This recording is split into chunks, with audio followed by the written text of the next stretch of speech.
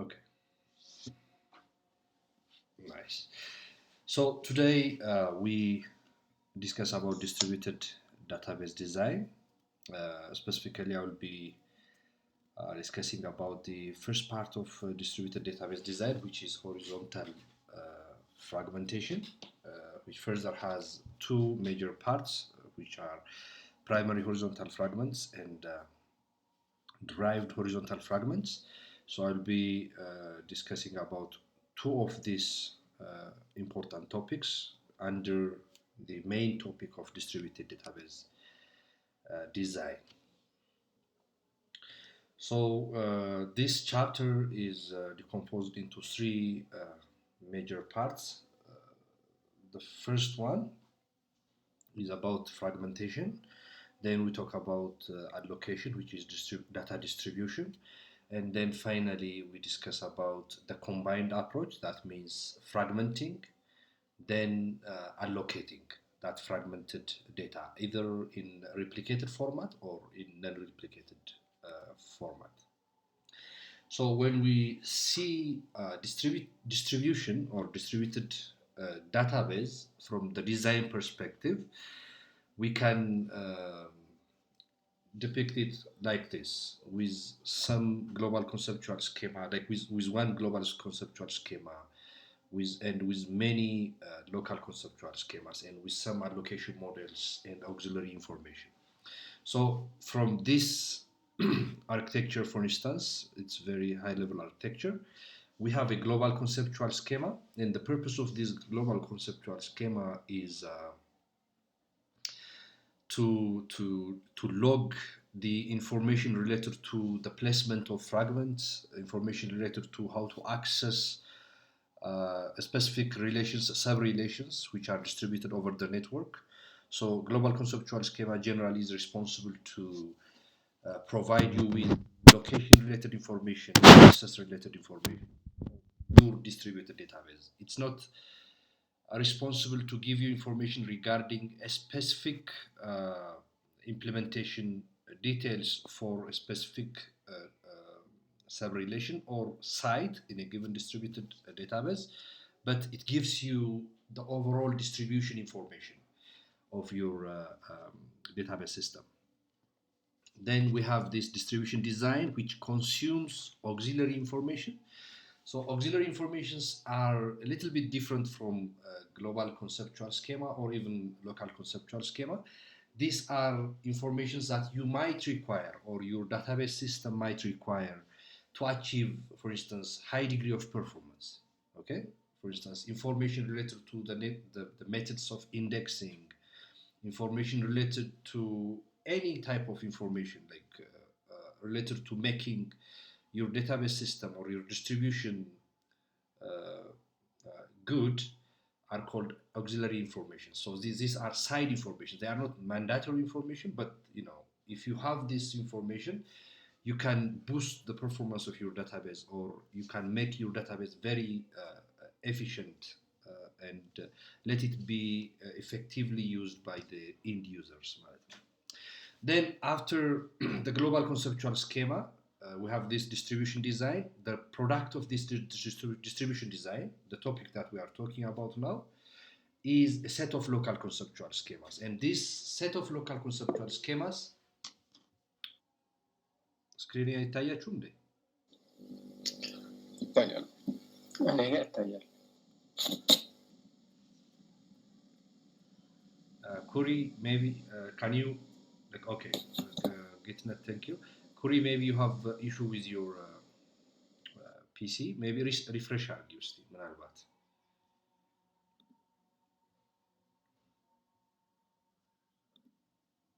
Okay, so we were talking about global conceptual schema.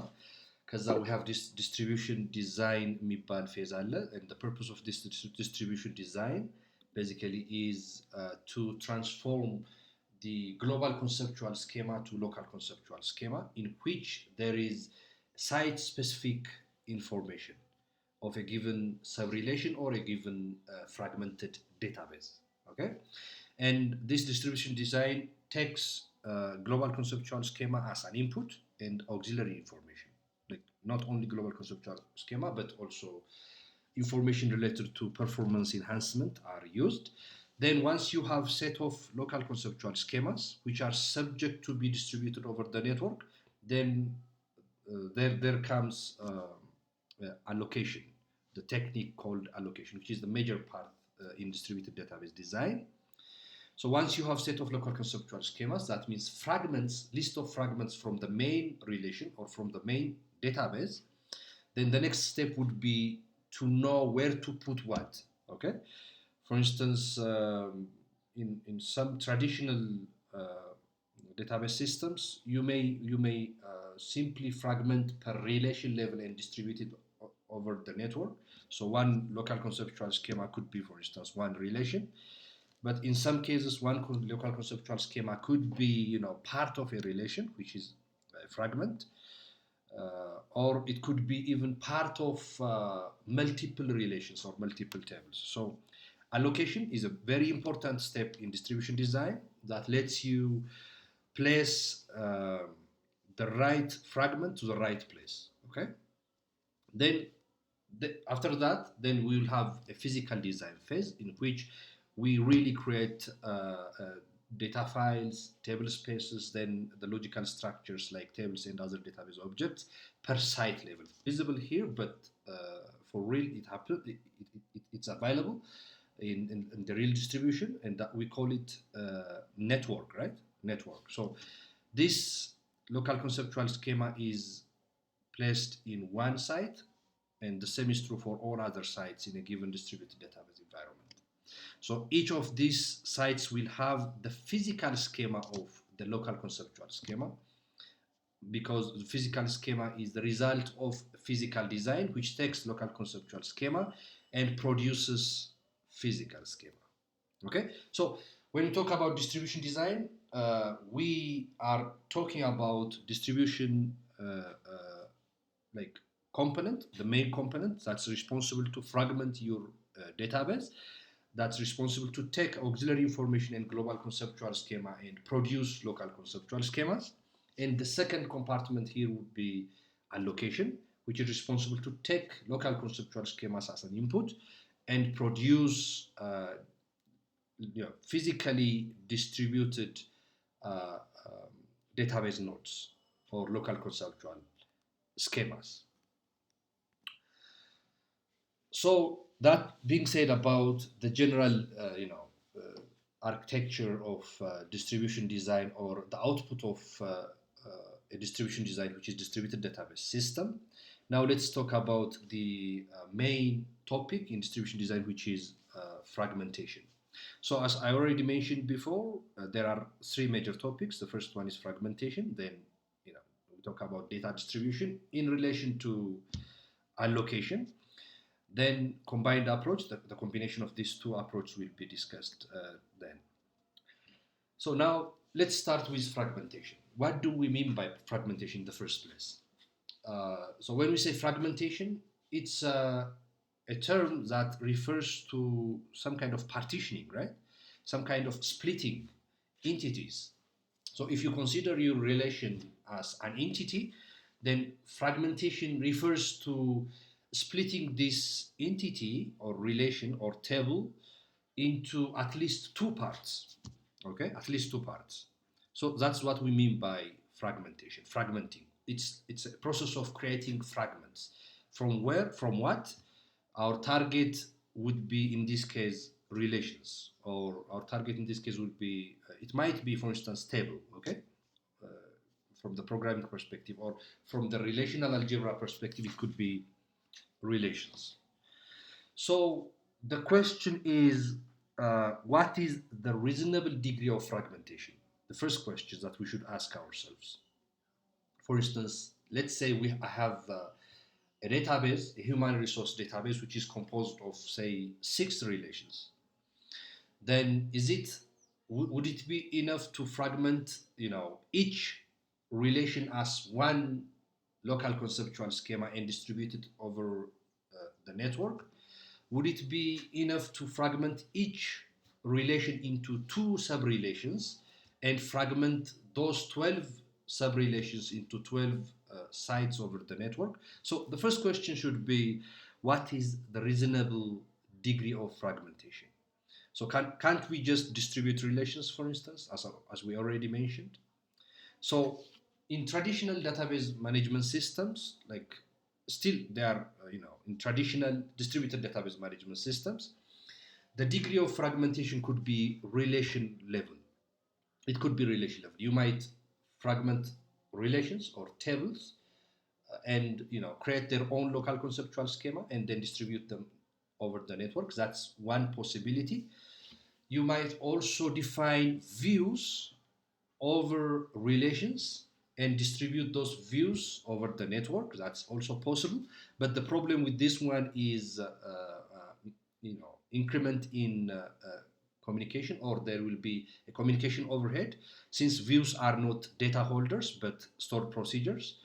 So this will come up with additional complexity. There is also another problem called locality problem. If you are, fragmenting your relations or your database per relation level and then distribute them over the network, then the essence of locality, or the need for locality of data and the benefits that came along with that locality will be compromised. So this will cause additional extra communication, or in general, this will the possibility of accessing data at its point of use, or the possibility of accessing data from where it belongs. So usually, if you are accessing data from where it belongs, so you will reduce basically the communication latency, and also you are less prone to inconsistency issues, right? So even if you are distributing relations in traditional database management system, then the possibility of defining views on those fragmented and distributed sub-relations will affect us from the perspective of locality and communication. That's one thing. But we can further also fragment. Yes. ላይክ እንትኖቹን ፍራግመንት የምናደርጋቸው ዳታቤዞቹን ቴብሎቹን ጀስት አሁን እያንዳንዱ ሳይት ላይ ኢምፕሎይዎቹ ማየት ያለባቸውን ነገር ideally that's true. I mean, the purpose of fragmentation እሱ ነው። ለምሳሌ say አሁን አዲስ አበባ ላይ ነው ያለነው። so say 11 ክፍለ ከተሞች አሉ። so ideally ፍራግመንት ማድረግ የሚያስፈልገው 11ዱም ክፍለ ከተሞች ለብቻቸው አክሰስ የሚያደርጉት ዴታ ካለ ያንን ዴታ ወደ የራሳቸው ቦታ ማስጠጋት ነው ትልቁ ፖይንቱ። ነገር ግን በሪያሊቲው ጋር ስንሄድ ለምሳሌ ቦሌ ክፍለ ከተማ ብቻውን ሊጠቀም የሚችለው የአዲስ አበባ ከተማ አስተዳደር ዴታ ላይኖር ይችላል። ይኖራል obviously፣ ግን ብቻውን ስንል ለምሳሌ የቦሌ ክፍለ ከተማ ሰራተኛ የካ ክፍለ ከተማ ላይ መጥቶ ወይም የአዲስ አበባ ከተማ አስተዳደር ውስጥ ያለ የቦሌ ጉዳይ የሚመለከተው ሰው ከአዲስ አበባ ከተማ አስተዳደር ከፒያሳ ሆኖ አክሰስ ሊያደርገው ይችላል ማለት ነው። ስለዚህ ስንሰራ ሜንሊ ኮንሲደር የምናደርገው ፍሪኩዌንሲ፣ በኋላ እናወራዋለን። አክሰስ ፍሪኩዌንሲው ትልቅ ወደ ሆነበት ቦታ ነው የምንወስደው ፍራግመንት የምናደርገው። ነገር ግን there are also some guys outliers አሉ ከሌላ ቦታ ሆኖ still access ሊያደርጉት የሚችሉ፣ ግን ትሬድ ኦፉን ፕራዮሪታይዝ የምናደርገውን ፕራዮሪታይዝ አድርገን ነው ማለት ነው ፍራግሜንቴሽን እና አሎኬሽን የምንፈጽመው። ፖሲቢሊቲ ኦፍ ፍራግሜንቴሽን እያወራን ነበረ፣ ፐር ሪሌሽን ሌቭል ፍራግሜንቴሽን፣ እና እዛ ላይ ምን አለን? ሎካሊቲ አንድ ኢሹ ሊሆን ይችላል። በሪሌሽን ሌቭል እንኳን ፍራግመንት ብናደርግ እላዩ ላይ ቪው ሪሌሽን ላይ ቪው ዲፋይን ይደረጋል ራይት።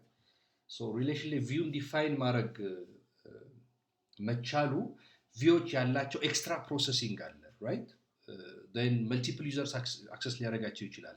ኤክስትራ ኮሚኒኬሽን ይኖራል ዲስትሪቢዩትድ ኦቨር ዘ ኔትወርክ ሲሆኑ። ስለዚህ ሪሌሽን አንድ ቦታ ሆኖ ያለውን ኮምፕሊኬሽን በብዙ እጥፍ ሊያሳድገው ይችላል።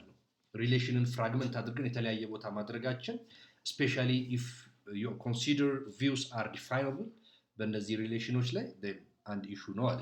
ግን ይሄንን ከየት አንጻር ነው ያየነው? ከትራዲሽናል ዳታቤዝ ሲስተምስ ከትራዲሽናል ዲስትሪቢዩትድ ዳታቤዝ ሲስተምስ ሌቭል ላይ ያየ ነው። ግራኑላሪቲው በሪሌሽን ሌቭል የሆነ ፍራግመንቴሽን ያለበት ማለት ነው። the second fragmentation of relation ምንድን ነው? በሰብ ሪሌሽን ደረጃ ነው። ሪሌሽኑን ራሱ ሰብ ፍራግመንት ማድረግ።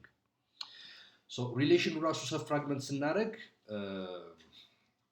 this might also bring some other complications። ለምሳሌ አንደኛው ኮምፕሊኬሽንም ኦፖርቹኒቲም ብለን ልናየው እንችላለን። ለምሳሌ the first thing, if you want to access ለምሳሌ one table in a distributed environment in which sub relations are available, then there is high probability for you to access one data or a data that conforms to your predicate, your where clause, your condition from more than one site, you know, በsub relation ደረጃ ከሆነ ማለት ነው። So this might be a problem, but the opportunity is a concurrent execution of a number of transactions.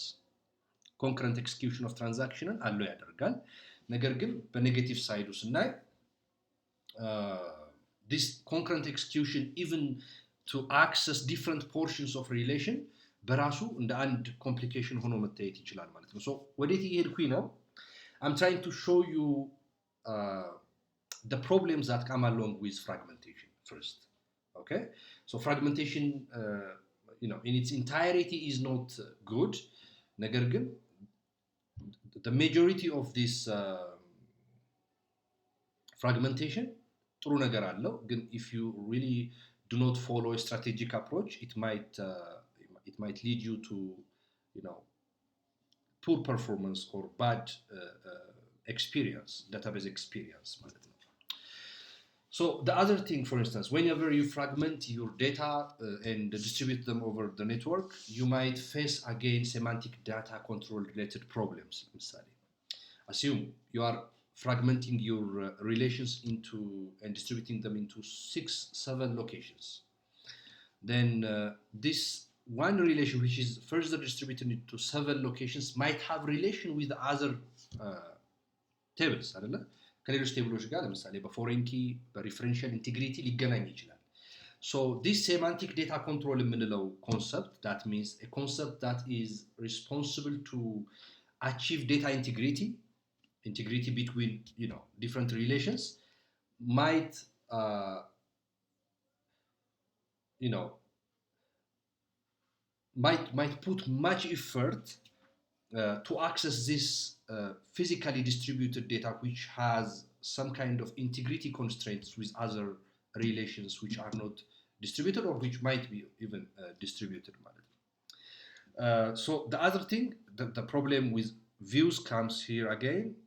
If you fragment your relation, you know, and distribute them over the network, then views might be defined on them, and this will add extra processing. So these are the negative sides of fragmentation, but at the same time we can extract the positive sides of fragmentation. For instance, from the relations fragmentation perspective, if you see, for instance, concurrent execution of programs is possible. So if you are allowed to concurrently execute update operations, then it will more or less increase your performance, right?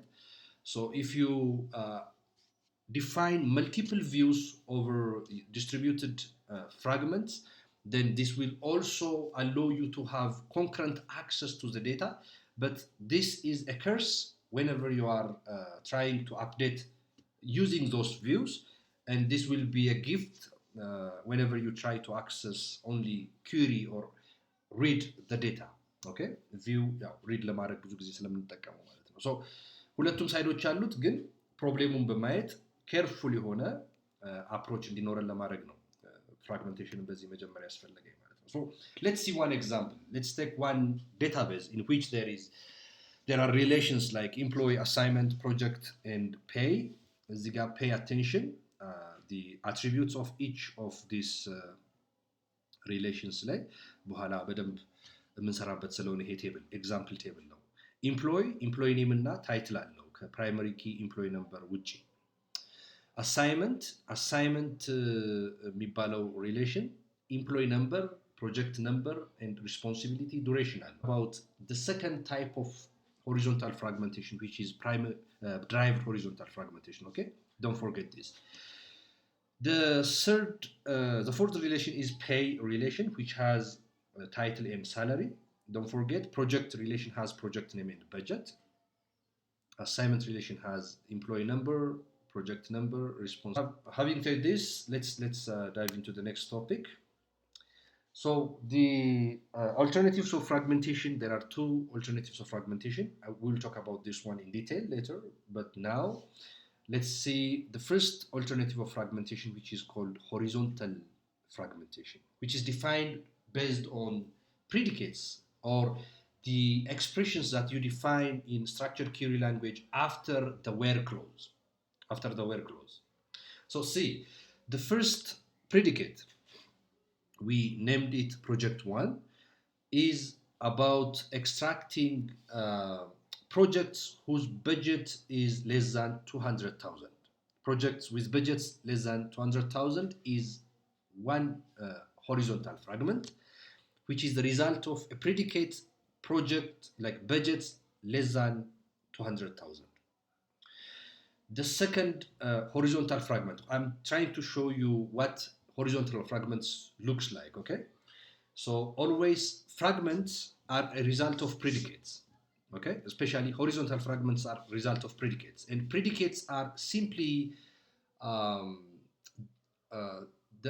outputs, or they are simply expressed as the combination of two operands and one relational operator or one comparison operator, okay? So these are common expressions that we use after the where clause in structured query language. So the first one, budgets less than 200,000. The second fragment, the second predicate, budgets greater than or equal to 200,000. So from this project table, we are trying to get fragments or sub-relations that satisfy two conditions. The first condition is budgets less than 200,000, and the second one is budget greater than or equal to 200,000. So we get project 1 and project 2 sub-relations. For project 1 sub-relation, we get project number, instrumentation, 150,000. Project number 2, database development for project name, 135,000. And the remaining relations, the remaining tuples here does not satisfy the predicate 1 because it is less than 200,000. Okay, so this is how we prepare or how we produce horizontal fragments, simple horizontal fragments from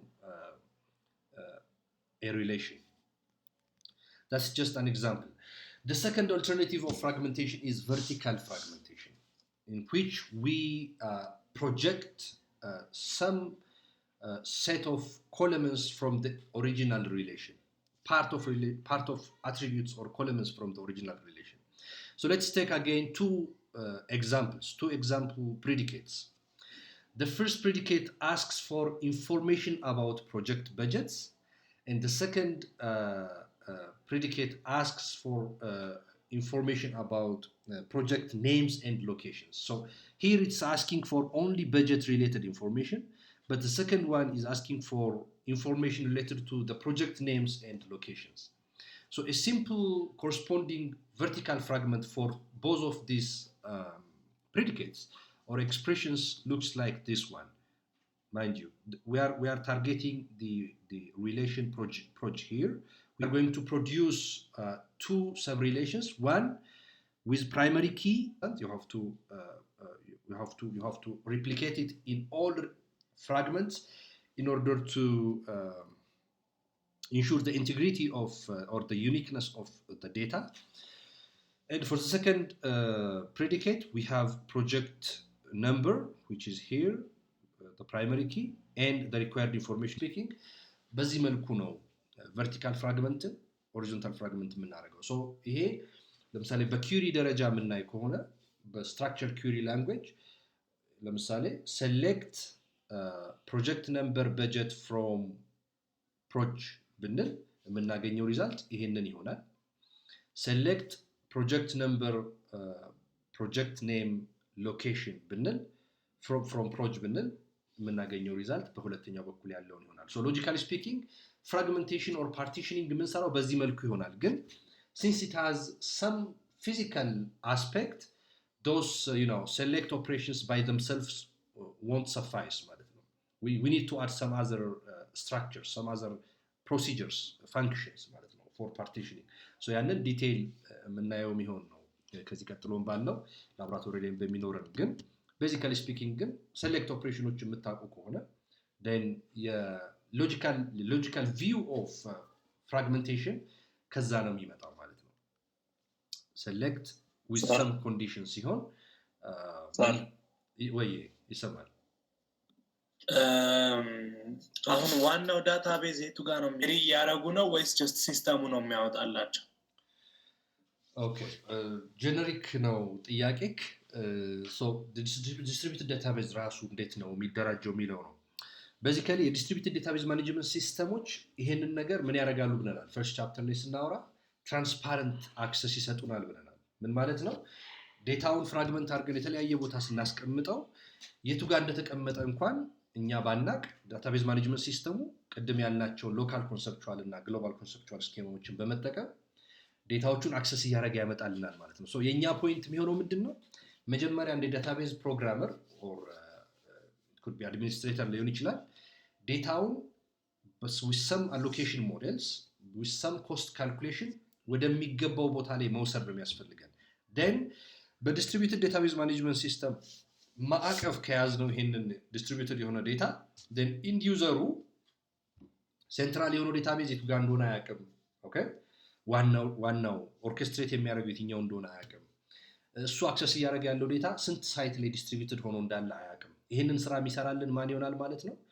ዲስትሪቢዩትድ ትራንዛክሽን ማኔጀር ምንለው አለ፣ ዲስትሪቢዩትድ ኮንከረንሲ ኮንትሮለር ምንለው አለ። ኢን ጀነራል ዲስትሪቢዩትድ ዳታቤዝ ማኔጅመንት ሲስተም ምንለው ነው ማለት ነው ይሄንን የሚሰራው። ግልጽ ነው? እና ኢቭን ፍሮም ዘ ኮንሰፕት ኦፍ ዲስትሪቢዩሽን ስናየው ራሱ ይሄ ሴንትራላይዝድ የሆነ ፕሌስመንት ኦፍ ኦርኬስትሬተር ላይኖር ይችላል። ኢቭን ኦርኬስትሬት የሚያደርጉት ኮምፖነንቶች ራሱ በፒር ቱ ፒር ትሩ ዲስትሪቢዩሽን በሆነ ማነር ሁሉም ሴሚ አውቶኖመስ ሊሆን ይችላል። ሶ ኔሰሰርሊ ሴንትራል የሆነ ዳታቤዝ ሰርቨር ላይኖር ይችላል ማለት ነው።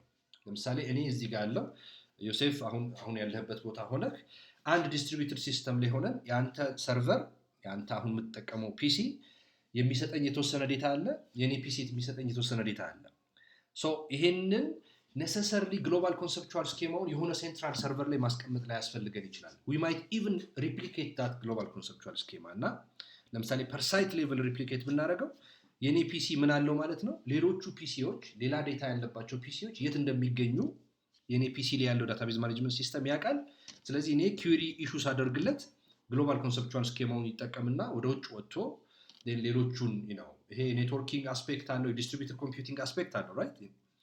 ሶ እነዚህን ይጠቀምና ዴታውን ፌች አድርጎ ያመጣልኛል። ሶ ትራንስፓረንት አክሰስ ኦፍ ዴታ የምንለው ለዛ ነው እንጂ ሉክ ለምሳሌ አሁን በዚህ ደረጃ አንድን ቴብል ብዙ ቦታ ዲስትሪቢዩት እያደረግን ነው፣ አሎኬት እያደረግን ነው። ፕሮግራም ስትጽፉ ለምሳሌ አንድ ሲስተም እንኳን ዩዥዋሊ ከ10 ከ15 በላይ ሪሌሽኖች አሉት። እነሱን ራሱ ዩኒክሊ አክሰስ እያደረጉ ፕሮግራም ጋር ማገናኘት ከአፕሊኬሽን ሌየራችሁ ጋር ማገናኘት ራሱን የቻለ ስራ ነው። then እያንዳንዱ ሪሌሽን ደግሞ ፈርዘር ፍራግመንት አድርጋችሁ then በኔትወርክ ደግሞ ዲስትሪቢዩት አድርጋችሁ ስትሄዱ from the scratch እንስራ የምትሉ ከሆነ ምንድን ነው የሚሆነው? always query access ማነው ዴታ አክሰስ ስትፈልጉ ኪዩሪያችሁ የዴታውን አይፒ አድሬስ ማወቅ አለበት፣ ኮሚኒኬሽን ፕሮቶኮል ማወቅ አለበት ራይት። ተያያዥ የሆኑ ነገሮችን ማወቅ ይኖርበታል።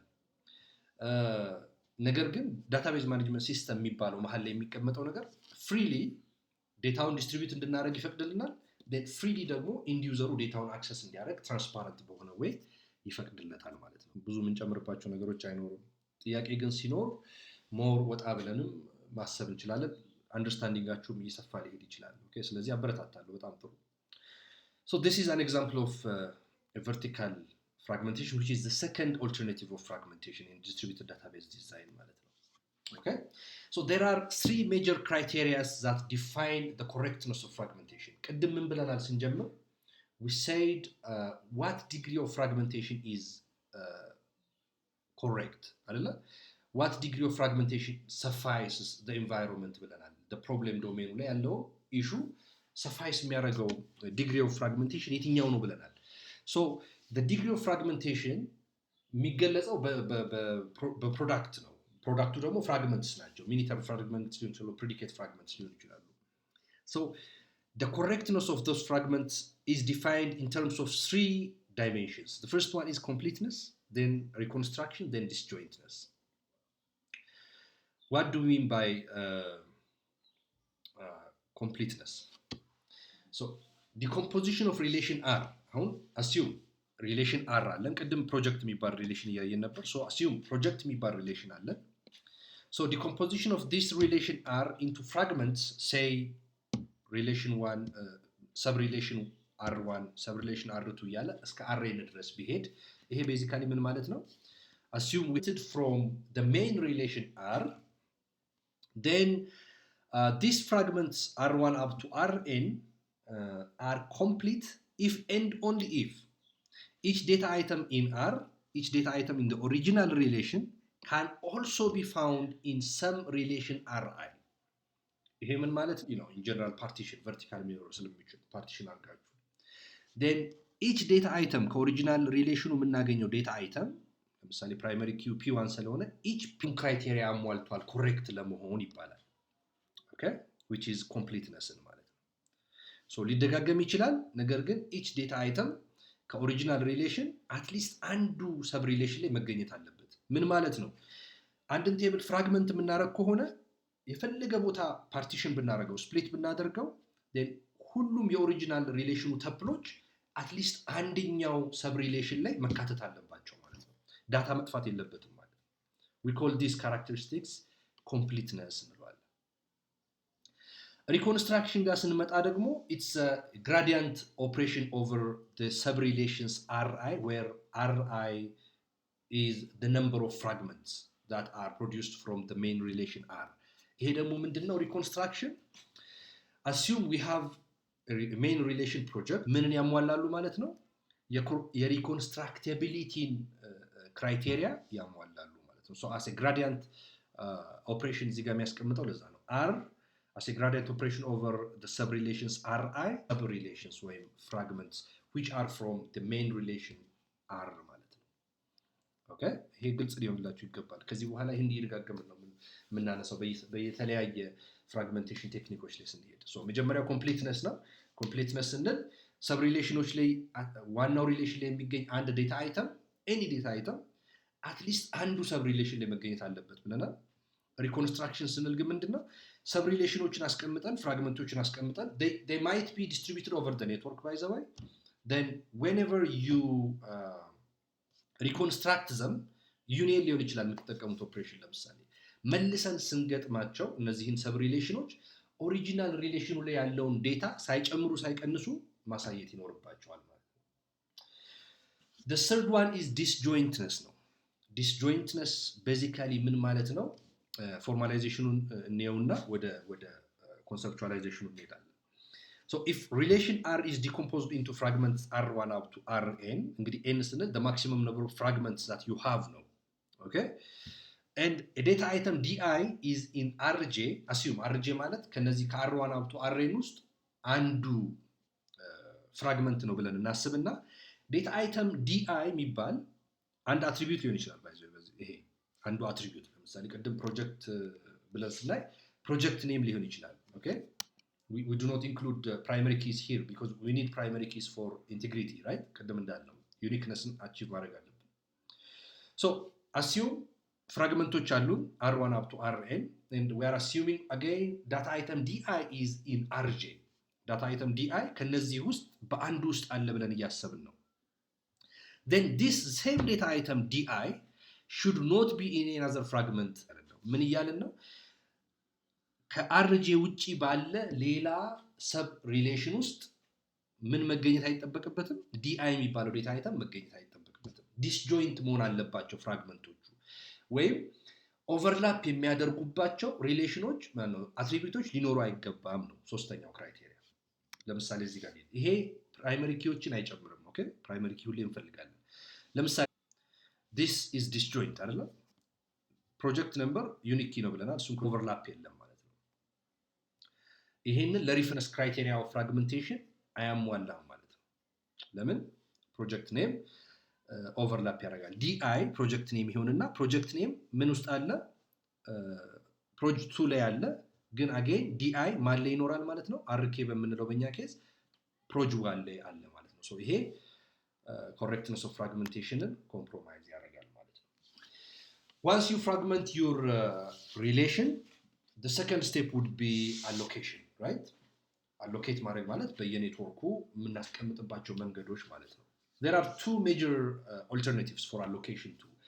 We saw two major alternatives for fragmentation. Generally የሆነ ነገር ነው ያየነው, which is horizontal እና vertical የሚባል fragmentation አየን. Now we see allocation alternatives. ፍራግመንት ያደረግነውን ነገር ምን እናድርገው? allocate ስናደርግ ምን አድርገን allocate እናድርግ? The first one is non-replicated የሆነ allocation. Second one is replicated allocation. ምን ማለት ነው? non-replicated allocation ስንል ፓርቲሽንድ የሆኑ ፍራግመንቶች አሉ። እያንዳንዱ ፍራግመንቶች ኤግዛክትሊ at one site ነው የሚገኙት። ምን ማለት ነው? እነዚህ ሰብ ሪሌሽኖች ወይም ፍራግመንቶች ሌላ ሳይት ላይ አይገኙም ማለት ነው። we call this non-replicated allocation እንለዋለን። okay? replicated allocation ስንል ግን it could be fully replicated or partially replicated. ምን ማለት ነው? assume we have ወደ ኋላ እንመለስና we have project 1 and project 2. አሁን እነዚህ ሚኒ ተርም ፍራግመንቶች ናቸው፣ ሰብ ሪሌሽኖች ናቸው። በመጀመሪያው ኬዝ ፕሮጀክት 1 ሳይት 1 ላይ ይቀመጣል፣ ፕሮጀክት 2 ሳይት 2 ላይ ይቀመጣል። ኦኬ፣ ይሄ ፓርቲሽኒንግ ቤዝድ የሆነ ነን ሪፕሊኬትድ የሆነ አፕሮች ነው። ነገር ግን ሪፕሊኬትድ በሆነው አፕሮች ግን ስንሄድ either fully replicated ይሆናል or partially ብለናል። አሁን fully replicated ስንል ምን ማለት ነው? ሁለት ሳይቶች አሉን ብለን ብናስብ ወይም say ሶስት ሳይቶች አሉን፣ at each of these sites ምን ይሆናሉ? replicated ይሆናሉ ማለት ነው። ኮፒ ይደረጋሉ ማለት ነው። ኮፒ ተደርገው ይቀመጣል። ይሄ fully replicated ይባላል። ግን in some case ለምሳሌ ፕሮጀክት 1ን ሳይት 1 እና ሳይት 2 ላይ ያስቀምጣል፣ ፕሮጀክት 2 ሳይት 1 ላይ ብቻ ብናስቀምጥ ይሄ partially replicated የምንለው ይሄንን ይሆናል ማለት ነው። ኦኬ፣ partial ሁሉም ሳይቶች ላይ ሳይሆን የተወሰኑ ሳይቶች ላይ ብቻ ኮፒ የተደረጉ ከሆነ still replicated ኦፕሽን ነው። ለምሳሌ ፕሮጀክት 2ን ሳይት 1 እና ሳይት 2 ላይ ብናስቀምጥ፣ ፕሮጀክት 1ን ሳይት 1 እና ሳይት 3 ላይ ብናስቀምጥ still replicated ናቸው። ግን like ለምሳሌ ፕሮጀክት 2ን ሳይት 3 ላይ አታገኙትም። so partial የሚያስብለው ይሄ ይሆናል ማለት ነው። okay, so but what is the rule of thumb? ስለ allocation alternative ስናወራ መቼ ማለት ምን ወስነው እንዴት ነው? replicated ይሁን non replicated ይሁን፣ replicated ከሆነ fully replicated ይሁን partially replicated ይሁን የሚለው እንዴት ነው የምንወስነው? how do we decide? here we have a simple rule of thumb. so አንድ ሳይት ላይ የሆነን ዴታ ስናስቀምጥ እዛ ሳይት ላይ የሚመጡ ኪሪዎች በሙሉ የዩዘር አፕሊኬሽኖች በሙሉ ሪድ ኦንሊ የምንላቸው ኪሪዎች አሉ፣ አፕዴት ኪሪዎች አሉ። ራይት ለማድረግ ዳታ አድ ለማድረግ ዳታ ሞዲፋይ ለማድረግ የሚመጡ ኪሪዎች አፕዴት ኪሪ እንላቸዋለን። ሪድ ኦንሊ ኪሪ የምንለው ደግሞ ዳታን ሪድ ለማድረግ ብቻ አክሰስ ለማድረግ ብቻ የሚመጡ ናቸው። ሶ በአንድ ሳይት ላይ ያስቀመጥነው ፍራግመንት ወይም ለአንድ ፍራግመንት የሚመጡ ኪሪዎች ዲስትሪቢዩት ኢቭን ሳናደርገው ፍራግመንቱን ይዘን ገና አንድ ሳይት ላይ ያስቀምጠን ወደዛ ኪሪ ወደዛ ፍራግመንት ሊመጡ የሚችሉ ኪሪዎች ውስጥ ሬሾ የሪድ ኦንሊ ኪሪ ቨርሰስ አፕዴት ኪሪ ትልቅ ከሆነ ምን ማለት ነው? ከአፕዴት ኪሪዎች ይልቅ ሪድ ኦንሊ ኪሪዎች ትልቅ የሚሆኑ ከሆነ ቁጥራቸው የሚበዛ ከሆነ then replication is recommended. ዳታውን ኮፒ አድርጎ ብዙ ቦታ መበተን ይመከራል። ኦኬ፣ ምን ከሆነ ያንን ዴታ የሚያነቡት ሰዎች የሚበዙ ከሆነ አፕዴት ከሚያደርጉት ይልቅ then replication totally suggested ነው ማለት ነው። ነገር ግን if the update query in a given for a given fragment is larger than read only queries, then replication provides us a big complication ማለት ነው። replication problem ሊፈጥር ይችላል ማለት ነው። ለምን? ኮንሲስተንሲ ምን ላይ ይሻላል? ላይክ ሪፕሊኬት አድርገን ያስቀምጥናቸው ኮፒዎች ሴም ኮፒዎች ናቸው። አንዱ ሞዲፋይ ሲደረግ ሌላኛው ማወቅ አለበት። ይሄንን ኮንሲስተንሲ ኮንከረንሲን አቺቭ አድርጎ ይሄንን ኮንሲስተንሲ አቺቭ ማድረግ ዲስትሪቢዩሽን ዳታቤዝ ላይ ዲስትሪቢዩሽን ዲዛይን ላይ ከባድ ችግር ነው ማለት ነው። ስለዚህ ሩል ኦፍ ተምቡ ምንድነው ለአሎኬሽን ኦልተርናቲቭ always replicated if read only queries over update queries is greater than 1 ይሄ እንግዲህ 1 የምትለው ነገር ቨርባቲሙን አትውሰዱት ምን ማለት ነው read only query በቶለረብል ዲግሪ ከአፕዴት ኪውሪ የሚበልጥ ከሆነ ሪፕሊኬት አድርጉት ነው otherwise you are recommended not to replicate okay complication ስለሚያመጣ communication overhead እንዳለ ሆኖ processing complication አለ ይሄ ማለት consistency achieve ለማድረግ atomicity achieve ለማድረግ ከዚህ በፊት ያለው የአይዞሌሽን ኮንሰፕቶች አሉ እነዚህን achieve ለማድረግ የሚወስድብን ተጨማሪ ስቶር ፕሮሲጀሮች ይኖራሉ ተጨማሪ ትራንዛክሽን ፕሮሰሰር እና ኮንክረንሲ ኮንትሮል ስራዎች ይኖራሉ ማለት ነው just to summarize what we have been discussing so far አላችሁ አይደለም የስገባ ነው ያጣዋችሁ ጋይስ ጥሩ ሰዓት ነው የጠየቅኳችሁ እሺ I was discussing about the allocation alternatives non-replicated replicated እና replicated ደግሞ fully replicated partially replicated የሚለው የሚገኘው ነው ያለው replicated ስንል fully replicated ሊሆን ይችላል partially replicated ሊሆን ይችላል fully replicated ከሆነ ሁሉም ፍራግመንቶች ሁሉም ሳይቶች ላይ ኔትወርክ ሳይቶች ላይ የሚኖሩበት ነው partially replicated ስንል ግን ምንድነው at least አንድ ጊዜ ሪፕሊኬት ይሆናል አንድ ፍራግመንት ነገር ግን ሁሉም ሳይቶች ላይ ሁሉም ፍራግመንቶች ላይኖሩ ይችላሉ ማለት ነው in general ምንድነው ስንል የነበረው the rule of thumb ብለን ስናወራ ነበር the rule of thumb ማለት ምንድነው ከዚህኛው ፐርስፔክቲቭ ሪፕሊኬት ማድረግ ያለብን የአንድ ፍራግመንት ሪፕሊኬት መደረግ ያለበት ኮፒ ተደርጎ መባዛት ያለበት ወደዛ ፍራግመንት የሚመጡ ኪውሪዎች read only query ከሆኑ አብዛኞቹ ሪፕሊኬት እንዲደረግ ይመከራል ማለት ነው ወደዛ ፍራግመንት የሚመጡ ኪውሪዎች በብዛት ለሞዲፊኬሽን ከሆነ ለአፕዴት ከሆነ ሪፕሊኬሽን ዲስአድቫንቴጅስ ነው ማለት ነው ይሄ ጀነራል ሩል ኦፍ ታምብ ነው ማለት ነው አንዳንድ ጊዜ የግድ ሪፕሊኬት ማድረግ ሊኖርብን ይችላል ትሬድ ኦፍ የምታደርጉት ነገር አለ ለምሳሌ ኮሚኒኬሽን ማነው ፕሮሰሲንግ ኮስቱን ታዩትና ፕሮሰሲንጉ ለምንድነው ኮፒ የተደረጉና ሪፕሊኬት የተደረጉ ፍራግመንቶች ኮንሲስተንሲ እንዲኖራቸው ለማድረግ የምታወጡትን ወጪ ታዩና ኦኬ በአንድ በኩል ደግሞ ሪፕሊኬት በመሆናቸው ያለውን ዲታ አክሰሲቢሊቲ ያለውን ፎልት ቶለረንስ ታዩና ትሬድ ኦፍ ነው ፕራዮሪታይዝ አድርጋችሁ አንዱ ልትመርጡ ትችላላችሁ ግን the general rule of thumb ምንድነው አንድ ፍራግመንት ሪድ አክሰሶች የሚበዙበት ከሆነ ብቻ ሪፕሊኬት በብዛት እንዲደረግ ይመከራል ለምን ሪድ ሲንክሮናይዝ የምታደርጉት ነገር የለም ቤዚካሊ አፕዴት ነው አንዱ ጋር ሞዲፋይ ስታደርጉ የራሱ ሲሚላር ኮፒ ካለ ሌላ ቦታ ምን ይደረጋል እሱም አፕዴት መደረግ አለበት ይሄ አቶሚሲቲ የምንለው የትራንዛክሽን ፕሮፐርቲ ስላለ ማለት ነውና ከዚህ አንፃር ሩል ኦፍ ተምቡ read only queries over update queries ከአንድ መብለጥ አለበት ይላል in general ይሄ ከአንድ መብለጥ አለበት ስንል exactly we are not talking about the number 1 ግን read only query over update query ከአንድ የሚበልጠው መቼ ነው read only number of read only query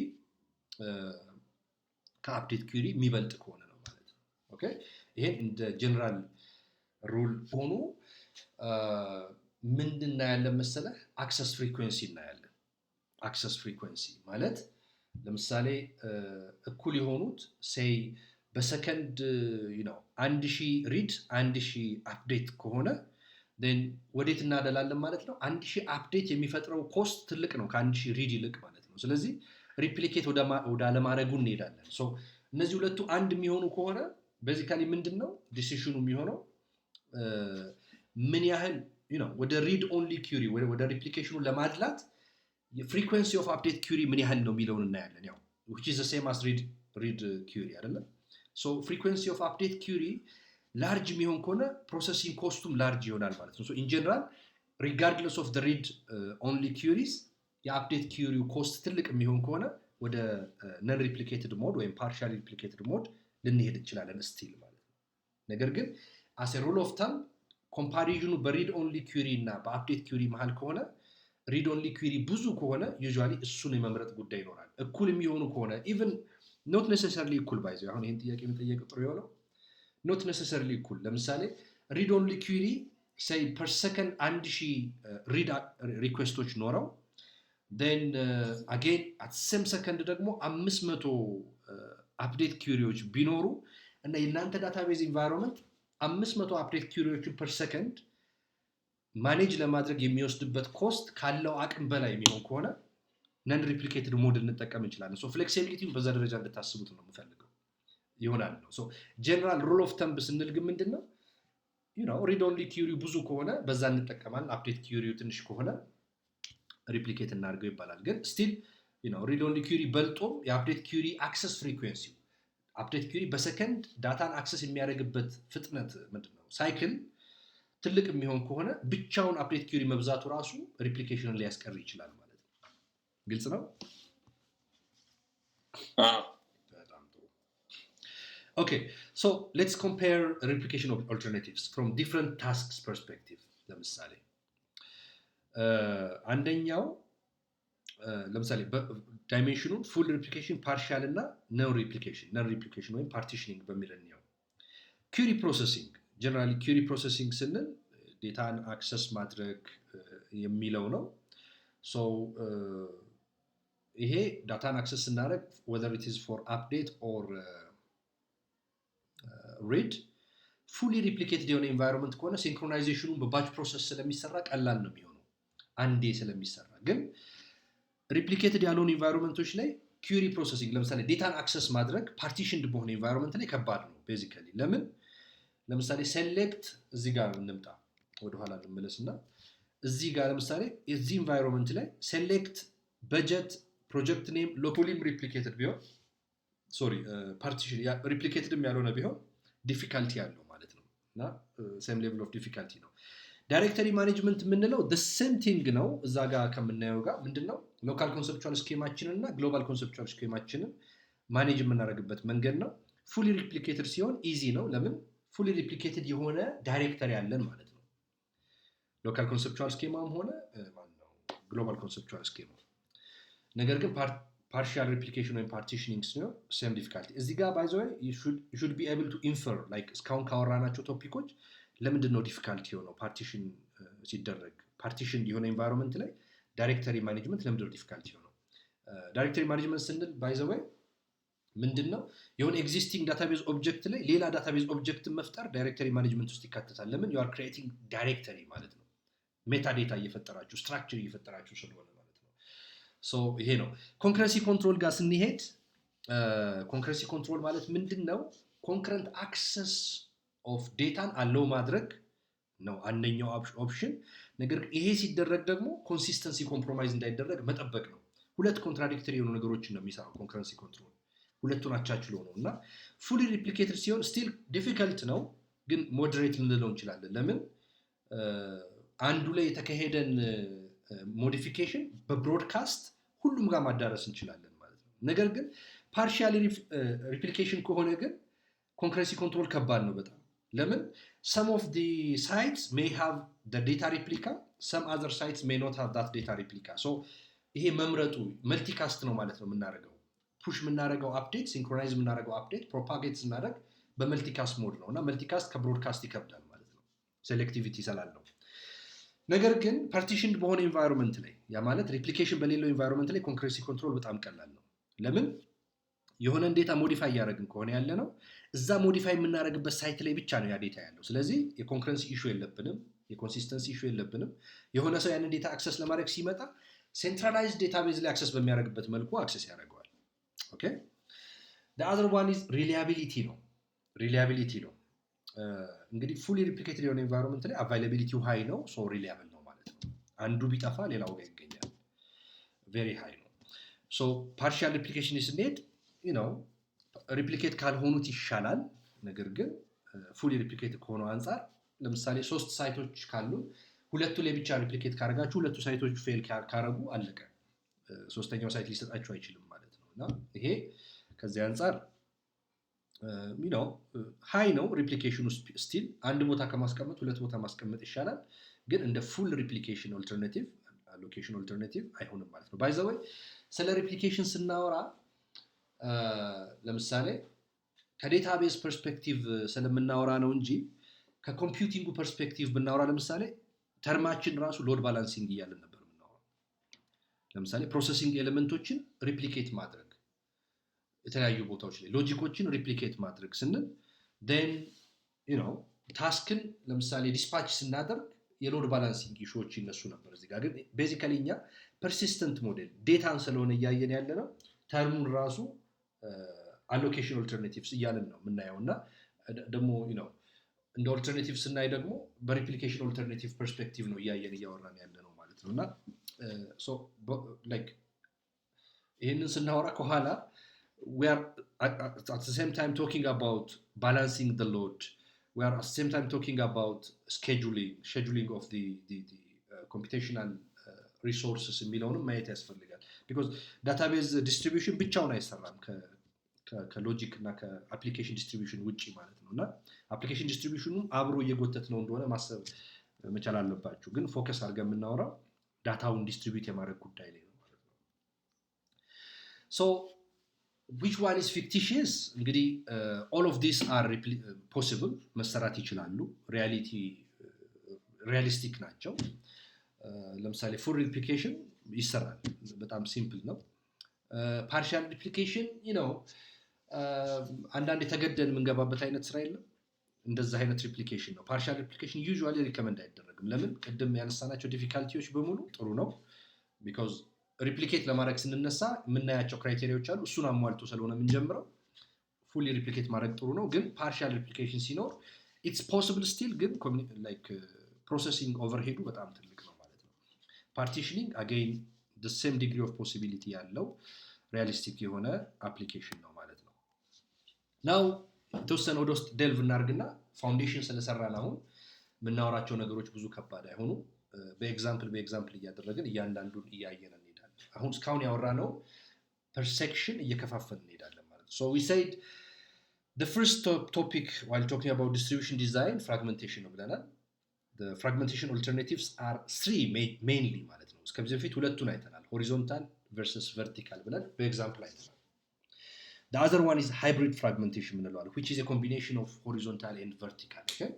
የሆሪዞንታል እና የቨርቲካል ፍራግሜንቴሽን አይነት ነው hybrid fragmentation ይባላል and again horizontal fragmentation is further divided into primary horizontal fragmentation and derived horizontal fragmentation primary horizontal fragmentation is a fragmentation on a single relation በቃ ሲምፕሊ እሱ ነው primary horizontal fragmentation ስንል ፍራግመንት የምናደርገው አንድን ሪሌሽን ወስደን ነው ከአንድ ሪሌሽን ነው ብዙ ፍራግመንቶችን የምንፈጥረው ለምሳሌ ፕሮጅ የሚባል ሪሌሽን አለ ከፕሮጅ 1 ፕሮጅ 2 እያልን የምንፈጥር ከሆነ that is primary horizontal fragmentation based on the selection criteria don't forget derived horizontal fragmentation ስንል it's a fragmentation using semi joins or equi-joins ነው ምን ማለት ነው fragmentation from more than one table two or more tableዎችን ኮንሲደር አድርገን ከሆነ ፍራግሜንቴሽኑ የምንሰራው derived horizontal fragmentation ይባላል ከሪሌሽናል አልጀብራው ፐርስፔክቲቭ ስናወራ ሴሚ ጆይኖችን ወይም ሴሚ ጆይን ምንድነው የሚለውን በደንብ ላብ ላይ የምትሰሩት ይሆናል ሜቢ ካልሰራችሁ እስካሁን ድረስ ቪዲዮም ፕሪሪከርድድ ይኖረኛል እሱንም ልክላችኋለሁ ላብ ላይ እንዴት እንደሚሰራ ስሰራ ሪከርድ ያደረኩት ግን ቤዚካሊ primary horizontal fragmentation ፕሪዲኬቶች ላይ ከዌር ክሎዝ በኋላ የሚመጡ ኮንዲሽኖች ላይ ብቻ ቤዝ የሚያደርግ ነው derived horizontal fragmentation ግን በኮንዲሽን ደረጃ ስንሄድ ጆይን ኮንዲሽኖችን ወይም መልቲ ቴብሎችን መርጅ ማድረግ ኮንዲሽኖችን የያዙ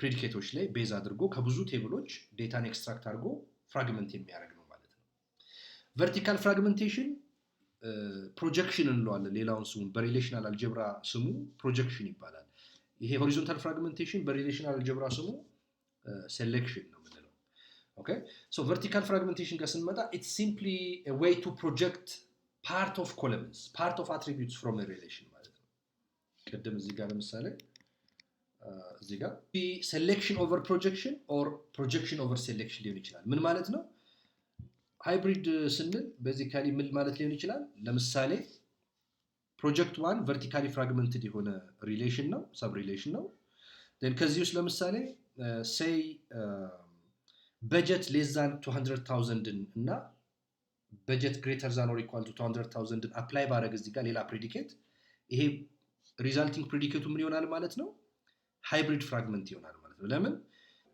ከሆነ ነምበር ከ200,000 በታች የሆኑትን አንድ ፍራግመንት ከ200,000 እና 200,000 በላይ የሆኑትን ሌላ ፍራግመንት ውስጥ እየከተትኩ ነው ማለት ነው ይሄንን ምን እንለዋለን hybrid fragmentation እንለዋለን ማለት ነው። Now let's talk about each of these fragmentation techniques. The first one, as we already said, is primary horizontal fragmentation. First type of information is database information. And database information mainly are relationship information between relations, and the second one is cardinality of each relation. አሁን አንድን ቴብል ወደ ተለያዩ ትንንሽ ቴብሎች ለመቀየር የዳታቤዝ ኢንፎርሜሽን እንፈልጋለን። የመጀመሪያው አንደኛው ምንድነው? ይሄ ቴብል ከየትኛው ቴብል ጋር በፎሬን ኪ ለምሳሌ ሪሌሽናል ዳታቤዝ ላይ ያወራን ስለ በፎሬን ኪ ከየትኛው ቴብል ጋር ተገናኝቷል። That's the first thing. We call this relationship. And further on relationship ደግሞ ምን እንፈልጋለን? cardinality of each relationship ማለት በምን አይነት cardinality type ነው አንዱ አይተም አንድ ተፕል in one relation ከሌላ ተፕል in another relation connect የሚያደርገው እንዴት ነው? ታስታውሱ እንደሆነ from fundamental database concept there are three types of cardinalities. The first one to one የምንለው አለ፣ one to many የምንለው አለ፣ many to many የምንለው አለ። ለምሳሌ one to one relationship ስንል አንድ ሪሌሽን ውስጥ ያለ አንድ ተፕል ኤግዛክትሊ አንድ ሌላ ሪሌሽን ውስጥ ካለ አንድ ተፕል ጋር ብቻ ሪሌሽንሺፕ ሊኖረው የሚችል ከሆነ ይሄንን one to one እንለዋለን ማለት ነው። one to one እንለዋለን። ለምሳሌ ከዚህ ጋር የሚገናኝ ምን ኤግዛምፕል መጥቀስ እንችላለን? one to one relationship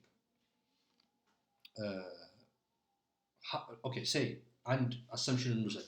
አንድን ቤት ኦውን የሚያደርገው አንድ ሰው ነው ብለን ብናስብ አንድ ሰው ኦውን ሊያደርግ የሚችለው ደግሞ አንድ ቤት ብቻ ነው ብለን ብናስብ ኤግዛምፕሉን እንትኑን ለማምጣት ነው አሰምፕሽናችን ትክክል እንዲመጣ። አንድ ሰው አንድ ቤት ብቻ ነው አክሰስ ማድረግ የሚችለው፣ አንድ ቤት ደግሞ በአንድ ሰው ብቻ ነው ኦውን የሚደረገው። ይሄ ሪያሊቲው እሱ ላይሆን ይችላል ራይት ብንል ይሄ ዋን ቱ ዋን ሪሌሽን ነው ማለት ነው። ቢኮዝ ለምሳሌ ሃውስስ የሚል ቴብል ላይ ኦውነር የሚለው ሰው አንድ ሰው ብቻ ነው የሚሆነው ማለት ነው። ዴን ኦውነርስ የሚል ቴብል ላይ የሃውስ አይዲ ሪፈር የሚደረገው አንድ አይዲ ከአንድ ሰው ጋር ብቻ ይሆናል ማለት ነው። ይሄ ዋን ቱ ዋን ሪሌሽን ይባላል። ዋን ቱ ሜኒ ሪሌሽን ግን ሲባል ምንድነው?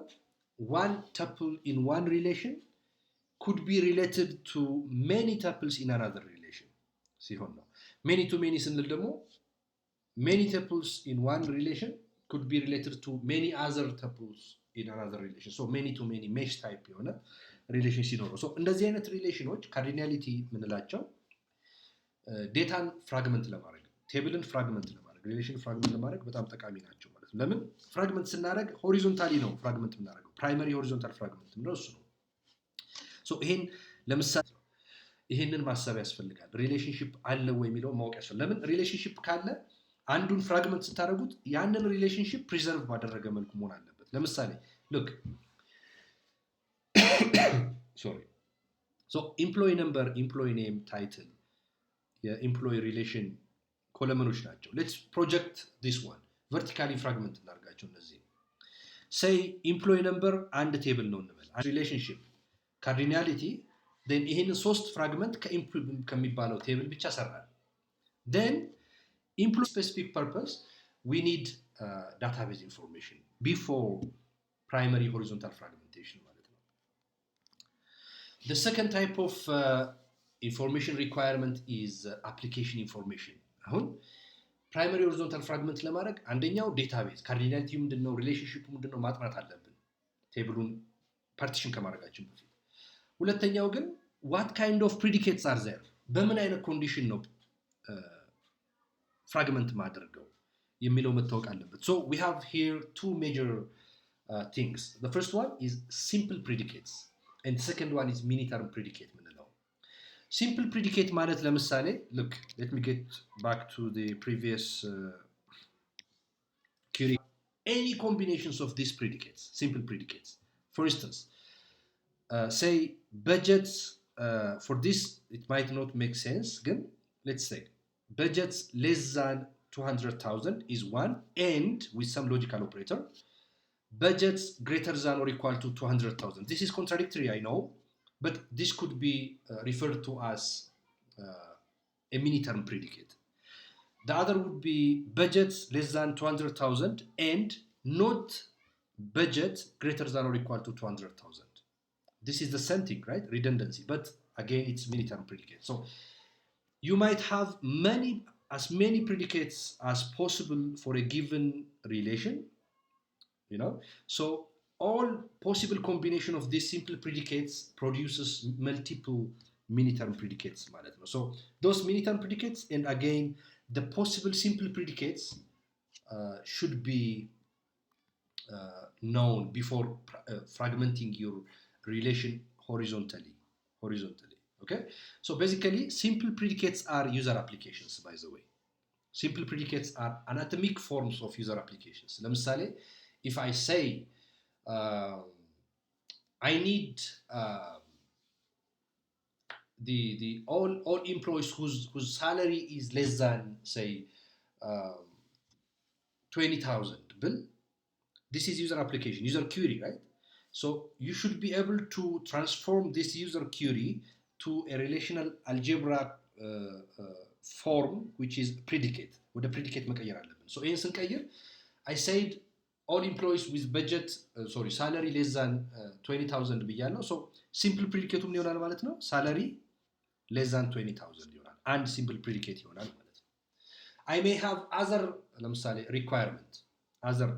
requirement, for instance, I may say, I want to access all employees' name whose date of birth is before this date.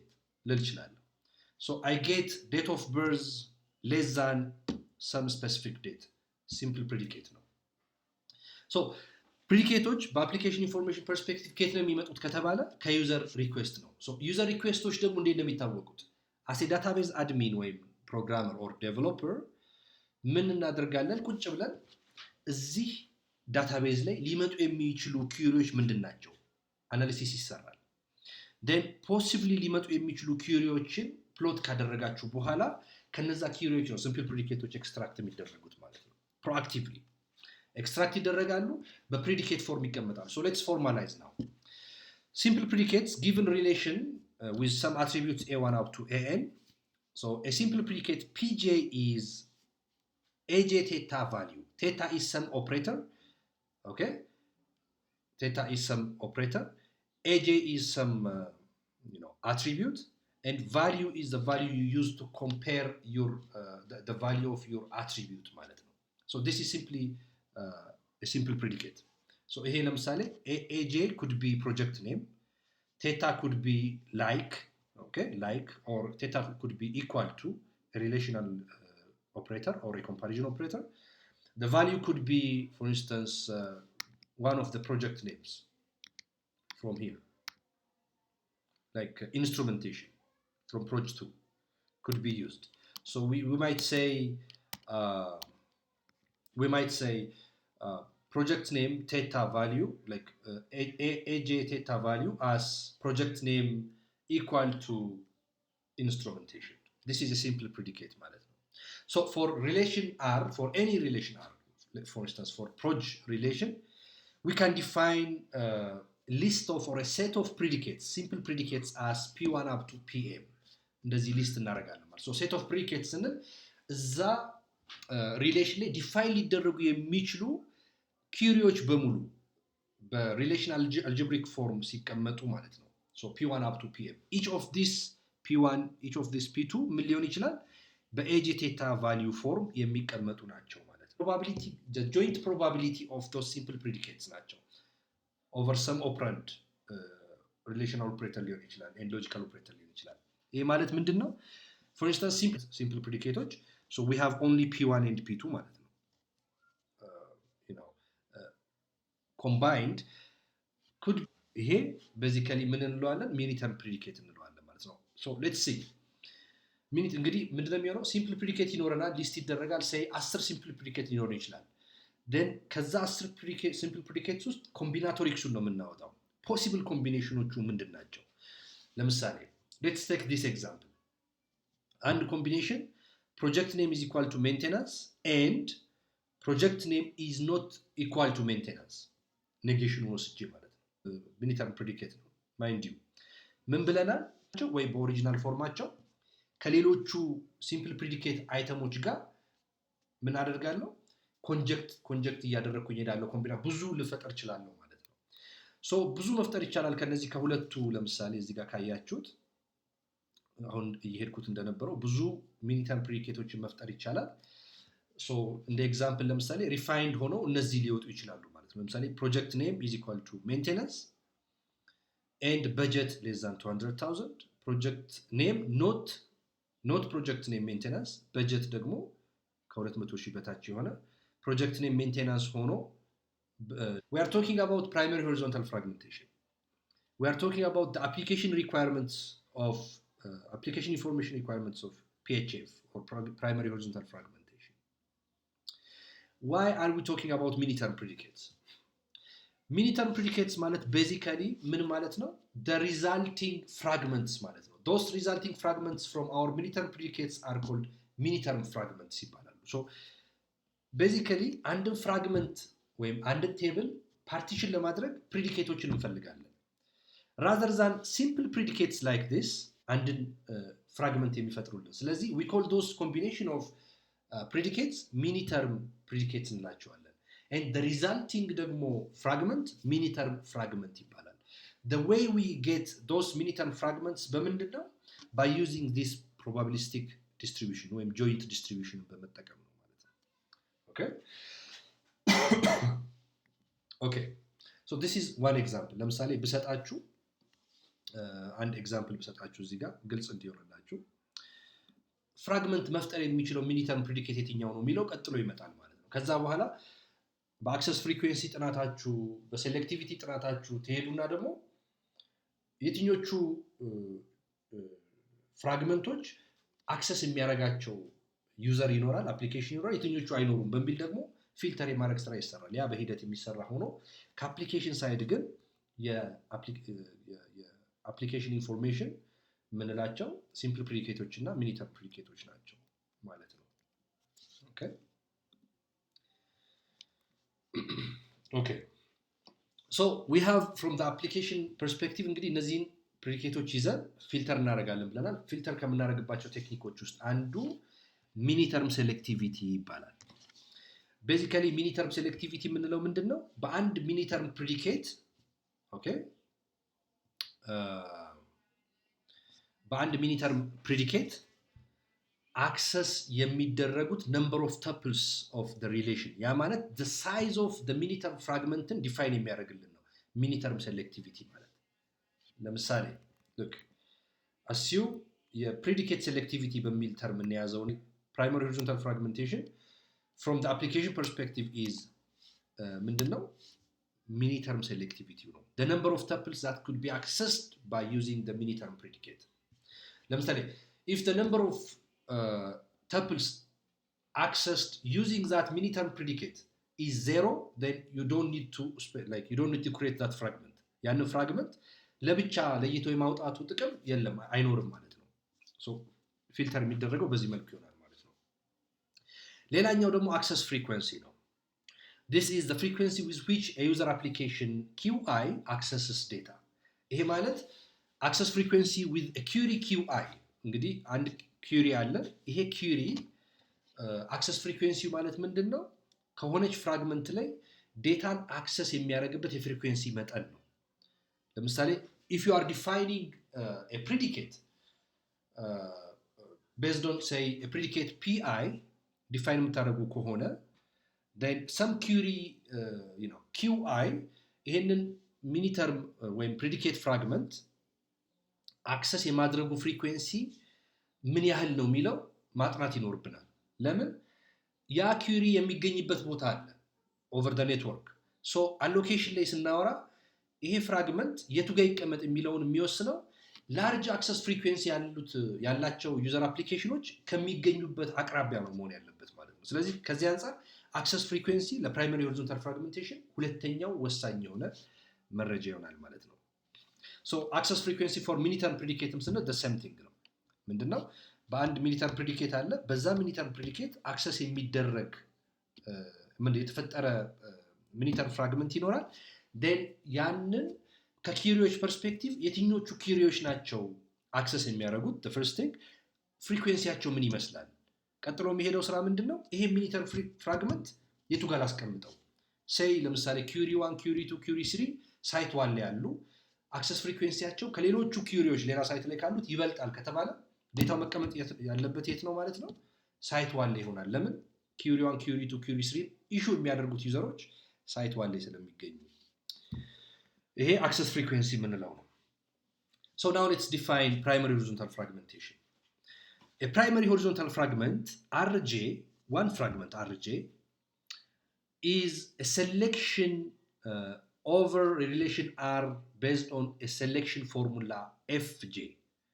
So this selection formula Fj could be a simple predicate or a mini-term predicate ሊሆን ይችላል። Basically ግን primary horizontal fragmentation ምንድን ነው ብለናል? Its target table is the result of applying a selection operation over R, the main relation R, using a selection formula Fj ማለት ነው። Okay? So the preferable type of selection formula here is a mini-term predicate. ቅድም እናወራ ነው።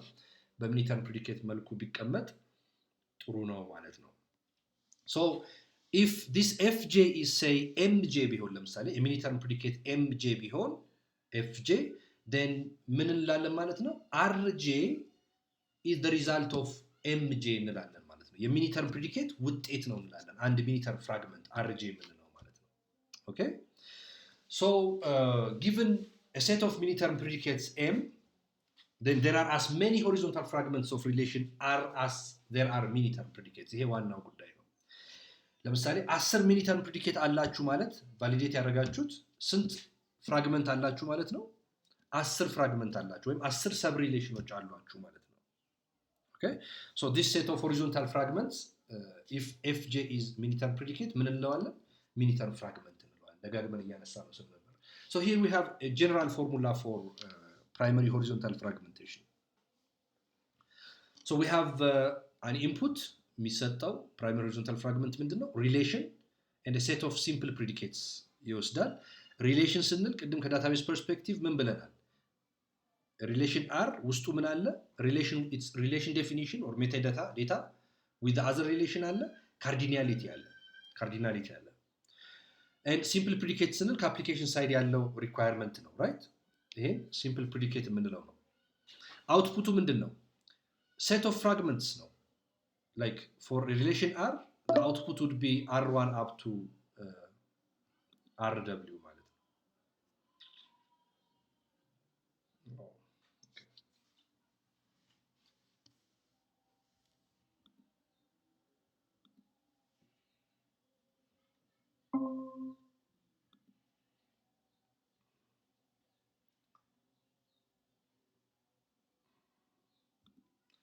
ምን ያህል ደቂቃ አጠፋው?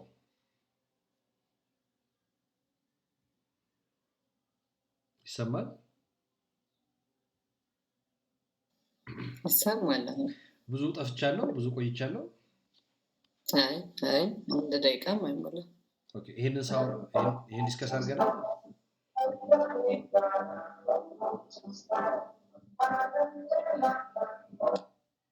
እሺ so I think I haven't discussed this one. እሺ እንመለሳለሁ። ስክሪን ሼር አላረኩም።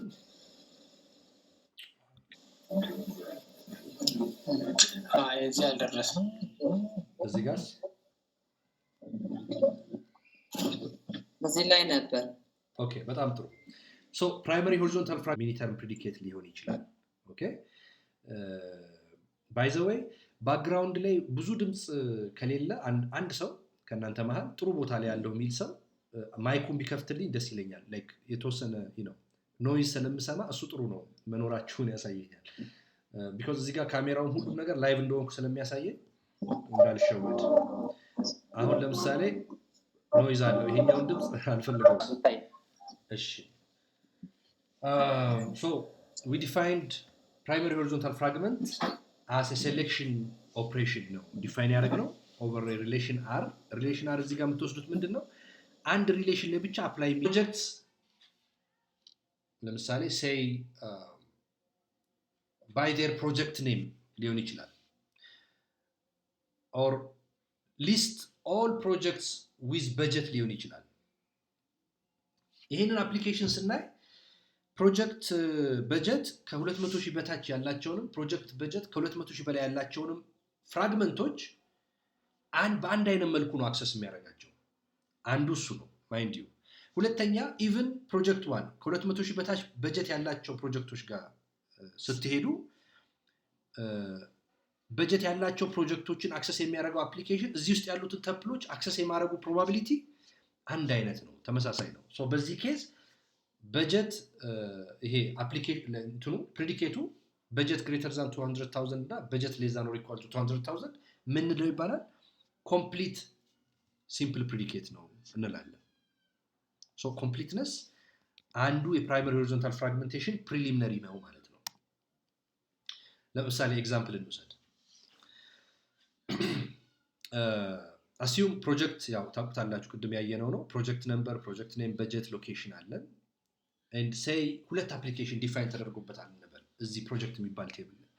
አንደኛው የበጀትስ ኦፍ ፕሮጀክትስ አት ኢች ሎኬሽን አክሰስ ያደርጋል። በጀትስ ኦፍ ፕሮጀክት አት ኢች ሎኬሽን። ሶ ሎኬሽን ወደ ኋላ ብንመለስ ወደ 3 ሎኬሽኖች ልናይ እንችላለን ፕሮጀክቶቹ ያሉበት። ሁለተኛው ፕሮጀክትስ ዊዝ በጀትስ ሌስ ዛን 200,000። ሁለተኛው ደግሞ ምን ያደርጋል? በጀታቸው ከ200,000 በታች የሆኑትን አክሰስ ያደርጋል። ከዚህ አንጻር ለምሳሌ ኮምፕሊትነስ ኦፍ አወር ኩዌሪ ኒ ሌትስ ሴይ ሴት ኦፍ ሲምፕል ፕሪዲኬትስ ሎኬሽን ሞንትሪያል፣ ኒውዮርክ እና ፓሪስ የሚላለን እንበል። ማይንድ ዩ እነዚህ ሶስቱ ማለት ቴብሉ ጋር ብትሄዱ የፕሮጀክት እንትኖች ሊሆኑ ይችላሉ ማለት ነው። ሎኬሽን ውስጥ ያሉ ሞንትሪያል፣ ኒውዮርክ እና ፓሪስ እንደምታዩት በዚህ በኩል። ሶ እዚህ ጋር ስንመጣ ፕሮጀክቶች ሎኬሽናቸው ሞንትሪያል የሆነ ሌላኛው ኒውዮርክ የሆነ ሌላኛው ፓሪስ የሆነ ከአፕሊኬሽን አንድ አንጻር ስናያቸው እነዚህን ፍራግመንቶች ምንድነው አፕሊኬሽን ዋን የሚለው በጀትስ ኦፍ ፕሮጀክትስ አት ኢች ሎኬሽን ይላል። ስለዚህ የዚህ ለምሳሌ ሎኬሽን ሞንትሪያል ውስጥ ከገባ ይሄ ኪዩሪ ሞንትሪያል ከሆነ ለምሳሌ አክሰስ እያደረገ ያለው ሞንትሪያል ውስጥ ያሉ ተፕሎችን በሙሉ ፍራግመንት ዋን ውስጥ ያሉ ተፕሎችን በሙሉ አክሰስ የማድረግ ፕሮባቢሊቲ ምን አይነት ነው? ተመሳሳይ ነው። ለምን? ስፔሲፊካሊ ሞንትሪያል ውስጥ ያሉ በጀታቸው እንዲሆነ አይደለም የሚለው ሞንትሪያል ውስጥ ከአፕሊኬሽን አንድ አንጻር ይሄኛው ሲምፕል ፕሪዲኬት ሊስት ምንድነው ይባላል? ኮምፕሊት ነው እንላለን። ነገር ግን ሴም ሲምፕል ፕሪዲኬት ይዘን ለምሳሌ ቴብላችንን 3 ቦታ ከፍለ ነው ሁለተኛው አፕሊኬሽን መጣ እንበል በታች በጀት ያላቸው ፕሮጀክቶች ሲል እዚህ ውስጥ ከገባ እዚህ ውስጥ በጀታቸው ከ200,000 በታች የሆኑ በላይ የሆኑም አሉ። ስለዚህ አክሰስ የመደረግ ፕሮባቢሊቲያቸው ተመሳሳይ አይሆንም ማለት ነው። ልክ ሁለተኛው አፕሊኬሽን ሲመጣ ይሄ ሲምፕል ፕሪዲኬት ምን ይሆናል? ኢንኮምፕሊት ይሆናል። ስለዚህ ይሄንን ኮምፕሊት ለማድረግ ምን እናደርጋለን? አዲሽናል ሲምፕል ፕሪዲኬቶችን መጨመር እንጀምራለን እዚህኛው ሴት ላይ። በእኛ ኬዝ ለምሳሌ ሁለተኛውን ኮንዲሽን የሚያሟላ በጀት ሌስ ዛን 200,000 ካለ we add budget less than 200,000 and again budget greater than or equal to 200,000 to this simple predicate list ማለት ነው። ልክ እዚህ ጋር ይሄን ስናደርግ ሁለቱ አፕሊኬሽኖች ብቻ ከሆኑ ያሉት እኛ ኤንቫይሮንመንት ላይ ከሁለቱ አፕሊኬሽኖች አንጻር የኛ ሊስት። ስለዚህ አንዱ ክራይቴሪያ የፕራይመሪ ሆሪዞንታል ፍራግሜንቴሽን ኮምፕሊትነስን አቺቭ ማድረግ ነው ማለት ነው። ኦኬ ግልጽ ነው? ይሄ ገብቷችኋል በደንብ?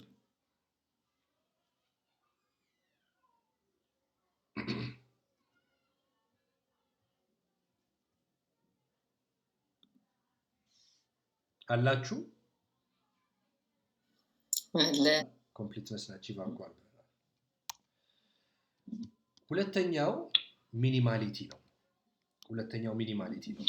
ሶ ሚኒማሊቲ ምን ማለት ነው? ቤዚካሊ ምንድነው ሚኒማሊቲ ማለት?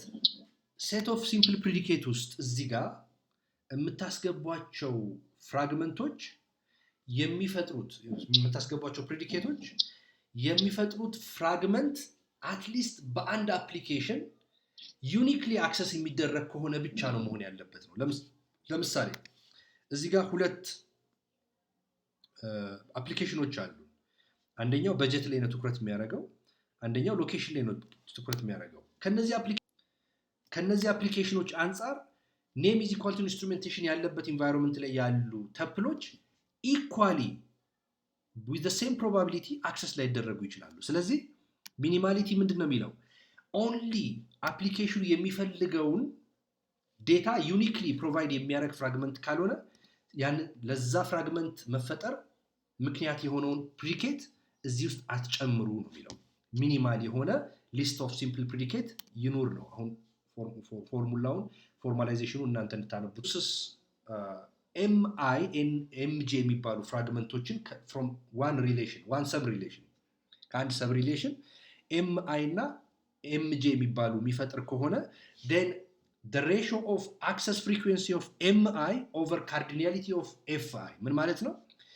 የሚኒተር ፕሪዲኬት mi አክሰስ ፍሪኩዌንሲ በሆኑ አፕሊኬሽኖች አክሰስ የሚደረጉበት ፍሪኩዌንሲ እና በሆነ ሴሌክሽን ክራይቴሪያ በዛ ፍራግመንቱ በተፈጠረበት ሴሌክሽን ክራይቴሪያ ከዛ ፍራግመንት የምናገኘው ነምበር ኦፍ ተፕል ከማጋ እኩል መሆን አለበት። በሁለተኛ ደረጃ ፍራግመንት ተደርጎ ከተገኘው ኤምጄ ከሚባለው አክሰስ ፍሪኩዌንሲ ኦቨር ካርዲናሊቲ ኦፍ ኤፍጄ ጋር ተመሳሳይ መሆን አለበት። ይሄንን ስንፈታው ምን ማለት ነው ስንል ምን ማለት ነው? ቤዚካሊ አንድን ሰብ ሪሌሽን ኦልሬዲ ሰብ ሪሌሽን ሆኖ ፓርቲሽን ሆኖ የተቀመጠን ሪሌሽን ፈርዘር ፍራግመንት ማድረግ የሚያስፈልገን አትሊስት ምን ሲኖር ነው?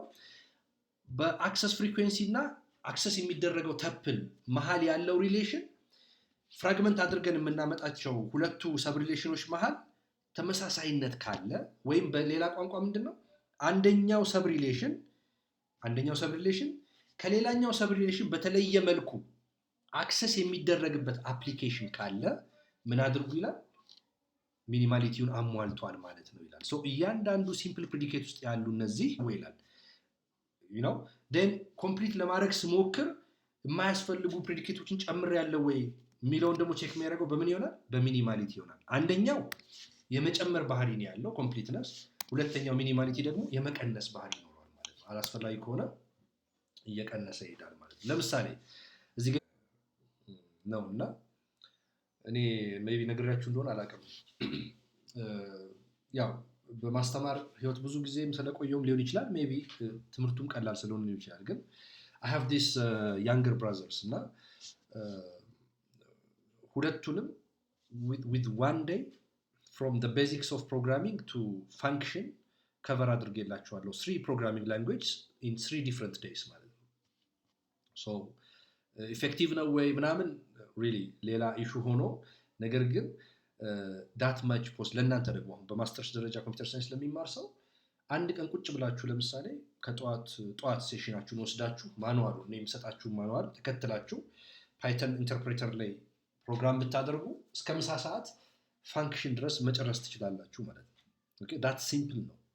ሶ ከፔዳጎጂ አንፃር ባይመከርም በዛ ደረጃ ስለሚሆን ፓይተንን ታውቁና የተወሰነ then ኮምቢን አልጎሪዝምን ኢምፕሊመንት እንድታደርጉ አደርጋለሁ። አሁን ኮምቢን አልጎሪዝም ምን እንደሆነ የተወሰነ እናወራ። ሶ ኮምቢን አልጎሪዝም ቤዚካሊ ስራው ምንድነው? የፕራይመሪ ሆሪዞንታል ፍራግሜንቴሽን ነው ስራ የሚሰራው። ቅድም ፒኤችኤፍን ስናወራ ኢንፑቱ ሪሌሽን እና ሴት ኦፍ ሲምፕል ፕሪዲኬትስ ነው ብለናል። the same is true for ኮምቢን አልጎሪዝም። ቤዚካሊ ሐሳቡ ምንድነው? ኮም የሚለው ኮምፕሊትነስ ለማለት ነው። ሚን ሚኒማሊቲ ነው። ሶ የአንድ ፕራይመሪ ሆሪዞንታል ፍራግመንት ፕሪዲኬቶች ኮምፕሊትም ሚኒማልም እንዲሆኑ የሚያደርግ አልጎሪዝም ነው። አውትፑቱ ሩሉ ምንድነው? A relation or fragment is partitioned into at least 2 parts which are accessed differently by at least one application. ይሄ ቅድም ያልኳችሁ የሚኒማሊቲ ኮንሰፕት አይደለም? ሁለት ፍራግመንት ካለ አትሊስት ሁለቱ ፍራግመንቶች በተለያየ መልኩ አክሰስ የሚያደርጋቸው አንድ አፕሊኬሽን ያስፈልጋቸዋል። ይሄ ከሆነ ኮምቢን አልጎሪዝም ትክክለኛው ፕሪዲኬት ሰጥቷል እንዳለ ማለት ነው። ኮምቢን ስራው ይሄ ነው ማለት ነው። በአልጎሪዝም ደረጃ ወረድ ብለን በሲዶ ኮድ ደረጃ ስናይ ኢኒሻላይዜሽኑ ምንድነው? ፕሪዲኬት አንድ ሲምፕል ፕሪዲኬት ነው ኢኒሻላይዝ በማድረግ የምትጀምሩት። ለምሳሌ በጀት greater than 200,000 ሊሆን ይችላል። then ይሄ set of an element of set of predicates simple predicates ነው such that pi ይሄ pi partitions are according to rule 1. rule 1 ማን ነው? እዚህ ጋር ያለው የሚኒማሊቲ ሩል ማለት ነው። ኮምፕሊትነስ አሟልቶ የሚኒማሊቲ ሩል። ሶ አንድ ፕሪዲኬት ይይዛል ከሲምፕል ፕሪዲኬት ሊስት ውስጥ ኮምቢን አልጎሪዝም። ከዛ ምን ይላል? ኦኬ በዚህ ፕሪዲኬት አማካኝነት ይሄንን ቴብል ሁለት ቦታ በከፍለው do I have an application that accesses each of these fragments ይላል if there is an application one or more application actually ይህን ሁለቱን ፍራግመንቶች የፒአይን ውጤት የሆኑ ፍራግመንቶች ለየብቻ አክሰስ የሚያደርግ ካለ ምን ያደርጋል ኦኬ ይሄ ፕሪዲኬት ጠቃሚ ነው ይልና ወዴት ይከተዋል ወደ ሊስት ኦፍ ኮምፕሊት ኤንድ ሚኒማል ሲምፕል ፕሪዲኬት ውስጥ ይከተዋል ይታያችኋል pr prime is equal to initially ስለሆነ pr prime is equal to pi ይላል then simple predicate list of ፍራግመንቶችን የሚይዝ ነው እዚህ ጋር iteratively ምን ያደርጋል pr prime ላይ ኮንዲሽኑ ሩል 1ን የሚያሟሉ ፕሪዲኬቶች ሲገኙ እየጨመረ ይሄዳል look pr prime ላይ where is that እየጨመረ ይሄዳል ይሄኛው I'm talking about this one so pr prime is equal to pr prime ፊት የነበረው pr prime አለ union pj ይላል ሁለተኛው ፕሪዲኬት ማለት ነው then pr ደግሞ already exist ከሚያደርገው ፕሪዲኬት ደግሞ ምን ይቀንሳል አሁን ወደ ነው ይሄን የሚያደርገው ተሳስቼም ጨመርኩት pi ካለ which is an element of pr prime a set of complete and minimal predicate ውስጥ የገባ pi small pi ካለ non relevant ይሆነ non relevant ማለት according to what በዚህ መልኩ ነው የሚሰራው ጥያቄ ካላችሁ you are welcome otherwise this is a simple algorithm ማለት ነው primary horizontal fragment uses this algorithm combine የሚባለውን algorithm primary horizontal fragment ይጠቀማል ኤክሰርሳይዝ ስሩ ያልኳችሁ በደንብ ጽፌላችኋለሁ እዛ እንትን ላይ አሳይመንት አድርጌ ልኬላችኋለሁ ፕሮግራሚንጉን በደንብ ኤክስፒሪየንስ እንድታደርጉት ይረዳችኋል I want you to assume a list of relations like relation እንደ አንድ የፓይተን ሊስት የPL/SQL collection type ተወስዱና then primary horizontal fragmentation የሚሰራ mini term fragments generate የሚያደርግ አንድ አልጎሪዝም ትጽፉና GitHub ሊንካችሁን ከዚህ በፊት እንደምታደርጉት ሼር ታደርጉኛላችሁ ማለት ነው አልጎሪዝሙን ፕላጃራይዝድ እንዳይሆን ሼር አታድርጉ እናንተ በተቻላችሁ መጠን በገባችሁ መጠን ለመስራት ሞክሩ necessarily ራን ማድረግ አይጠበቅበትም ግን ይሄ primary horizontal fragment እንዴት እንደሚሰራ ለማወቅ በጣም ጥሩ እንትን ይሆናል ማለት ነው so example እንይና እናጠቃልላለን ሁለት ካንዲዴት ሪሌሽኖች አሉን እንበል ለምሳሌ pay እና project we are going to elaborate more on primary horizontal fragments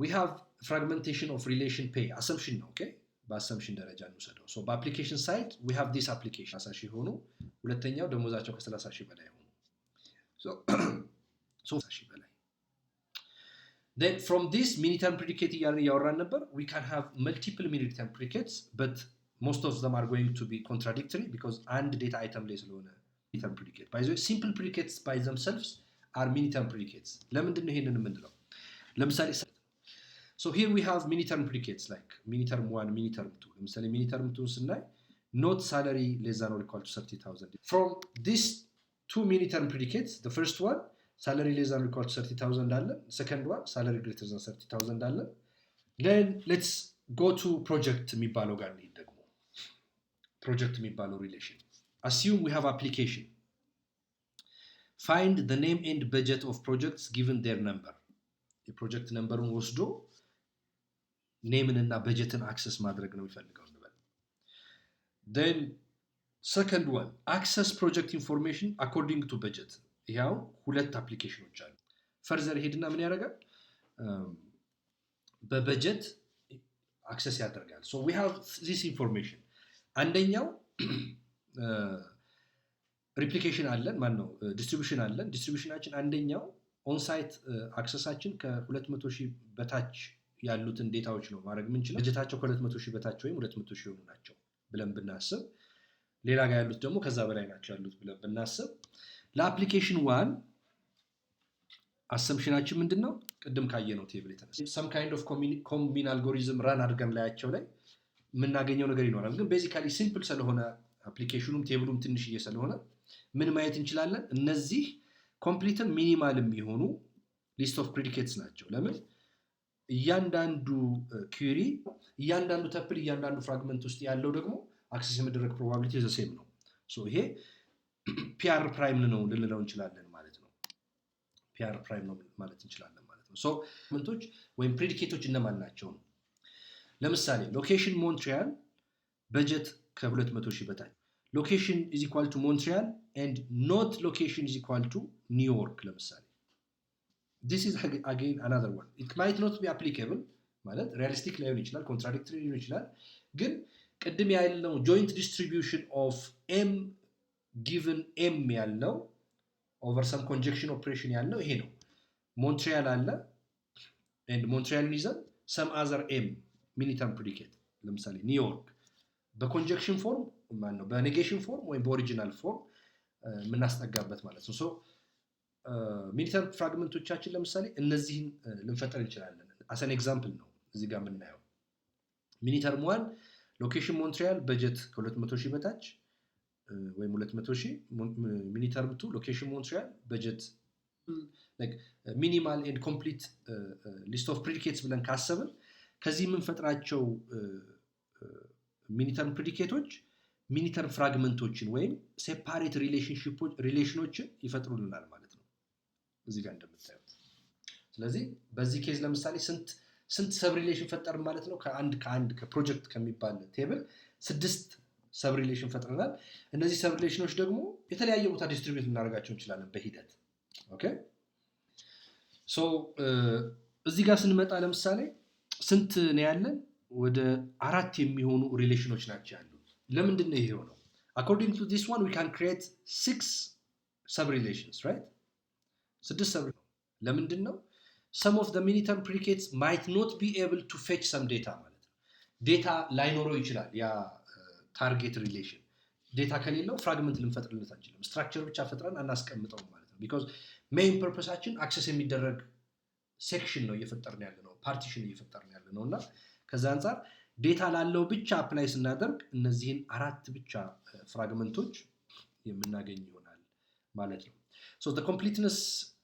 correctness criteria for primary horizontal fragment is the same as the correctness criteria we discussed about fragmentation so የመጀመሪያው completeness ነው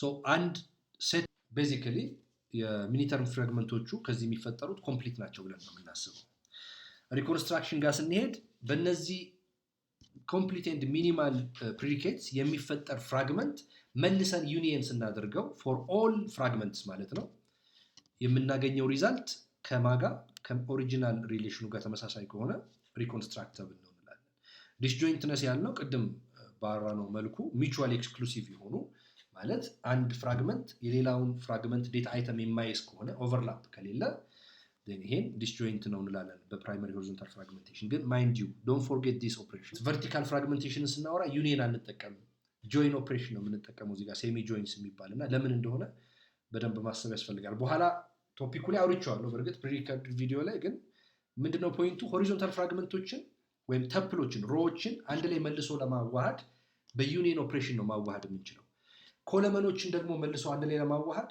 በጆይን ኦፕሬሽን ነው መልሰን ማዋሃድ የምንችለውና ይሄ ኦፕሬሽኑን በስክሪፕት ጽፉት በደንብ የምታዩት ነው የሚሆነው ማለት ነው the second type of horizontal fragmentation is derived horizontal fragmentation ይሄ ምን አይነት ፍራግሜንቴሽን ነው በማን ነው ሪሌሽኑ ቅድም እዛ ጋር ፕራይመሪ ሆሪዞንታል ፍራግመንት ዲፋይን ስናደርግ አንድ ሪሌሽን ብቻ ነበር ታርጌት ያደረግነው ታስታውሱ እንደሆነ እዚህ ጋር አይ ቲንክ ፎርማላይዜሽኑ ላይ እንድታስታውሱት ልመልሰውና አይ ቲንክ አለፍኩት ይመስለኛል